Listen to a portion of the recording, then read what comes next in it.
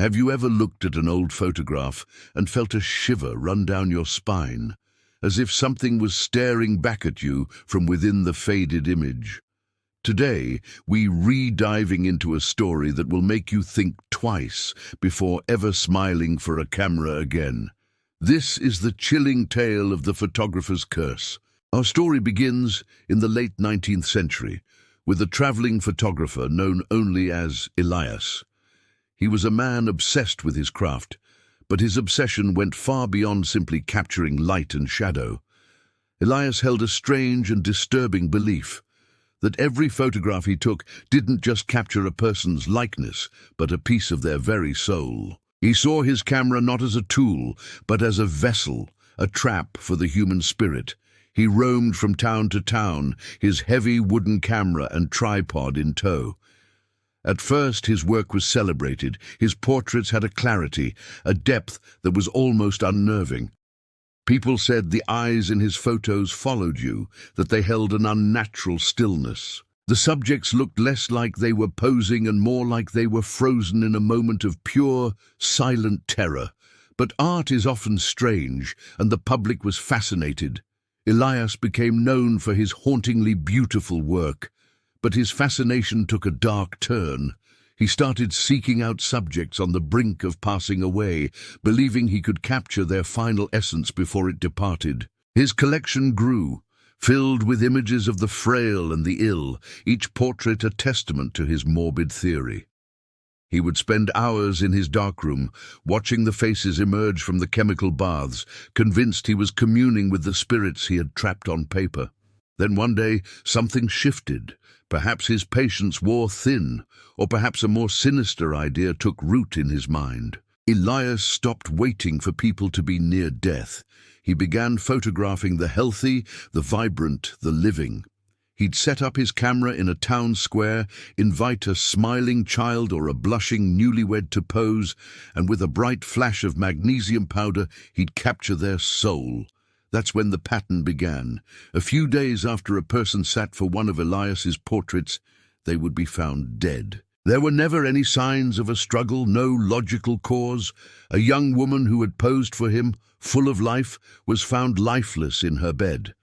A robust farmer who had laughed as the flash went off was discovered in his field having simply stopped. Panic began to ripple through the communities he visited. The beautiful portraits were no longer seen as art, they were omens, death marks. The whispers grew into accusations. The townspeople, gripped by fear and suspicion, started examining the photographs more closely. And that's when they saw it. In every single portrait of the victims, a faint, dark shape lurked in the background. It was a tall, shadowy figure, standing just behind the subject's shoulder, its form indistinct, but its presence undeniably menacing. It wasn't there when the photo was taken. It only appeared in the final print, a silent harbinger of doom. Elias was branded a monster, a harbinger of death. He fled from town to town, but his reputation preceded him. A manhunt began, not just by the law, but by terrified citizens who believed he was a demon in human form. His journey ended in a desolate, abandoned cabin, where authorities finally cornered him. But when they broke down the door, they didn't find Elias. They found only his camera, sitting ominously on its tripod in the center of the room, aimed directly at the doorway, as if waiting to take one last picture. The investigators took the camera as evidence. Inside, they found a roll of undeveloped film. This, they believed, held the key to the mystery. But the curse, it seemed, did not die with Elias. Every attempt to develop that final roll of film ended in bizarre failure. The first machine they used to process it mysteriously shattered. A second attempt at a different lab resulted in the technician having a complete breakdown, claiming he saw faces screaming at him from within the developing fluid. On the third try, the entire roll of negatives simply vanished from a locked room. It was as if the camera itself was protecting its secrets. The legend of the photographer's curse was born.